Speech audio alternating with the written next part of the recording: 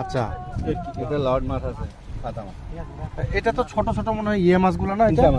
না না না, এই যে এই মাছটা দেখাইতেছে স্কুইড। এই বাচ্চা এটা তো ছাড়ি দেওয়া দরকার আসলে, এটা বড় হলে তো সম্পদ। এটা আমরা তো পাইবো না, আর জন পাইবো না, আমার তো পাইবো না। এগুলা ছাড়লে ছাড়বো হেঙ্গুরে এখানে জালে। এটা কি? এই যে এটা কি মাছ? এটা এটা খাইলে মাছ। ওই লরে দেখি একবারে সাপের মতো। সামুদ্রিক ইল। কত রকমের মাছ এই জায়গায়।